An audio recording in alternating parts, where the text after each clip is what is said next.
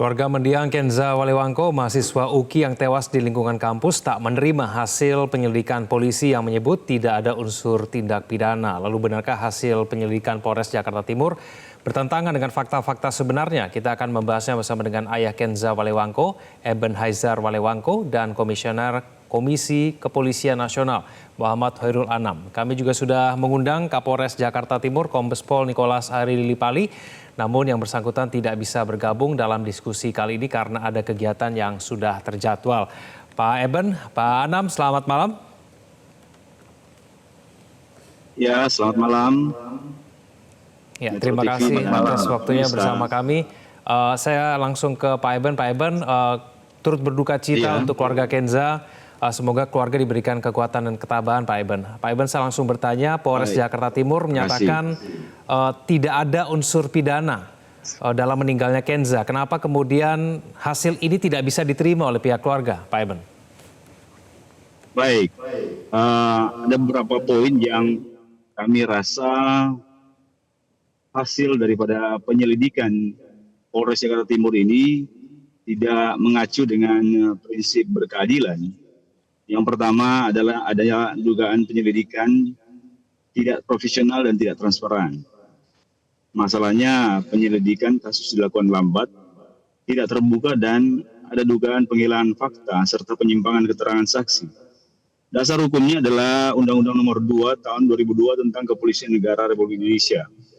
Polisi wajib memelihara keamanan ketertiban masyarakat secara profesional. Kemudian ada pelanggaran prosedur, pemanggilan dan pemurtian saksi. Masalahnya adalah saksi dipanggil tanpa surat resmi atau melalui UKI saja yang dapat mengarahkan saksi seperti security maupun para mahasiswa yang berada dalam kuasa universitas dan tanpa hak pendampingan kuasa hukum. Dasar hukumnya adalah KUHP pasal 122 tentang pemanggilan saksi harus melalui surat resmi. Begitu juga dengan KUHP pasal 111, saksi berhak didampingi penasihat hukum selama pemeriksaan. Begitu juga dengan Perkap nomor 14 tahun 2011. Pasal 13, adanya polisi wajib menghormati hak asasi manusia dalam setiap tindakan. Bukan obstruction of justice juga atau menghalangi keadilan. Masalahnya ada dugaan tindakan menutup-nutupi fakta hukum dan mengarahkan hasil pemeriksaan demi melindungi pihak tertentu. Dasar hukumnya yaitu KUHP pasal 221, melindungi pelaku atau menyembunyikan fakta. Dalam kasus pidana merupakan tindak pidana. Undang-Undang Nomor 8 juga. Bagaimana? Pak Eben, jadi menurut keluarga sebetulnya apa yang menyebabkan Kenza meninggal? Menurut kami dalam pengamatan kami sebagai keluarga, Kenza itu meninggal akibat pengeroyokan, di mana ada luka sebesar koin yang rusak atau tengkoraknya pecah itu sebelah kanan atas telinga. Itu tidak diamati oleh polisi. Kemudian ada tapak sepatu di pundak sebelah kiri itu, yang mana itu akibat tendangan. Masih berbekas itu tapak sepatunya. Kemudian ada juga badan yang lebam-lebam di bagian belakang. Apakah itu hasil daripada minuman keras? Minuman keras yang akhirnya mengakibatkan dia tidak bisa bernafas atau kecelakaan sendiri. Yang seperti prarekonstruksi kan dia di atas pagar. Di mana kepalanya yang kena? Ada baut. Baut itu besar seperti apa? Baut itu tingginya atau dalamnya seperti apa? 15 cm atau 30 cm. Kalau got itu 1 atau 2 meter, dia jatuh bisa saja mengakibatkan kematian. Tapi sudah ada prarekonstruksi, sudah dilihat itu. Gotnya tidak dalam. Jadi tidak mungkin dia meninggal karena kecelakaan sendiri. Baik. Pak Eben, kalau memang kita cermati kronologinya, memang disebutkan bahwa ada cekcok begitu ya antara Kenza dengan teman-temannya pada hari itu.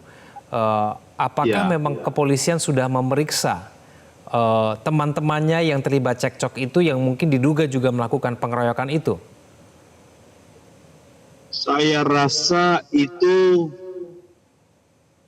ada indikasi bahwa polisi tidak memeriksa secara komprehensif ya, secara keseluruhan. Karena saksi-saksi yang ada di TKP sengaja ataupun tidak, saya tidak tahu ya. Ada indikasi ada kesengajaan, ada rekayasa, mereka tidak dipanggil. Dan saksi yang berupa 47 saksi itu, saya pikir itu saksi yang tidak kompeten. Oke.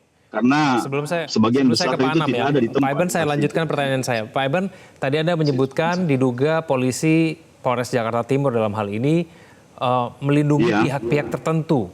Siapa pihak-pihak tertentu yang dilindungi Polres Jakarta Timur? Ya, saya kira ini dugaan bahwa ada pihak yang ingin dilindungi oleh Polres Jakarta Timur. Seperti saksi kami, saksi kunci yang mengatakan bahwa ada security yang hadir dan ada di tempat kejadian perkara yang menyaksikan sebelum dan sesudah pengeroyokan. Tetapi setelah ditanyakan beberapa hari kemudian, security tidak mengatakan cerita seperti itu, cerita yang lain.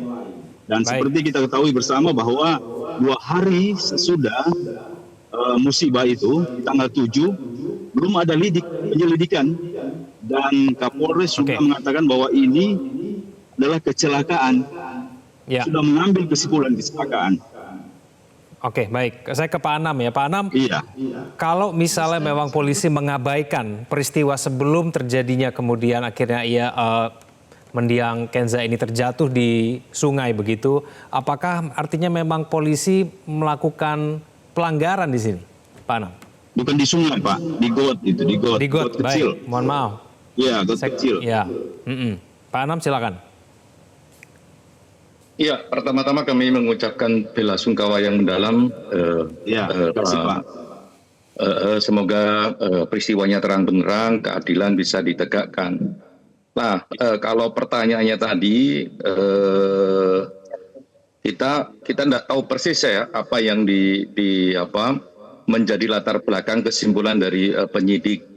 Ya, kami belum mendapatkan informasinya secara lengkap. Tapi kalau membaca dari berbagai berita, itu ada mekanisme yang sudah diselenggarakan. Salah satunya adalah gelar perkara. Biasanya di gelar perkara itu ya semua pihak yang melakukan penyelidikan, ya, terus juga melakukan forensik dan sebagainya, menjelaskan apa yang mereka dapatkan baru disimpulkan. Biasanya begitu. Termasuk yang pra rekonstruksi ini. Nah, saya kira apa yang dilakukan oleh pihak keluarga ya bersama tim kuasa hukumnya melaporkan, menguji ya prosedur yang dilakukan oleh kepolisian kepada Propam, saya kira langkah yang patut dihormati ya, karena itu juga hak ya, dugaan-dugaan misalnya tidak dipanggil saksi dan sebagainya, ya monggo aja itu juga disertakan.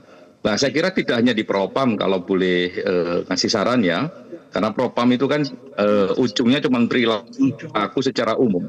Nah, kalau soal penyelidikan ini ya ke Karwasidik, ke Biro Pengawasan Penyelidikan. Nah, karena Biro Pengawasan Penyelidikan itu dia bisa lebih detail bagaimana prosedur pemanggilan, bagaimana prosedur mendalami perkara dan sebagainya. Nah, itu sih. Nah, kalau tadi dijelaskan ada salah satu pendekatan misalnya saintifiknya ya, ahli forensik dan sebagainya, ya menurut saya ahli forensik juga penting untuk dalam proses penyelidikan ini. Itu untuk menjelaskan sebenarnya duduk perkaranya apa.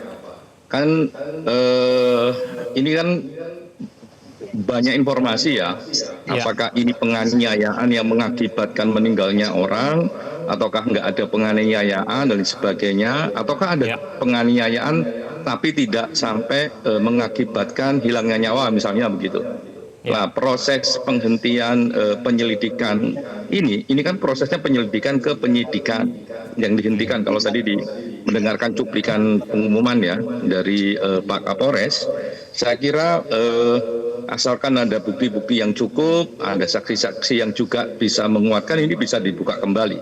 Prinsip dasarnya seperti itu. Oleh karenanya saya kira berbagai informasi kalau ada fakta baru silakan di-challenge ya. Dan saya sarankan tidak hanya ke Propam tapi juga ke Wasidik. Karena Wasidik itu pengawasan penyelidikan. Adanya di Barreskrim. Terima kasih, Pak. Oke. Jelajahi cara baru mendapatkan informasi. Download Metro TV Extend sekarang.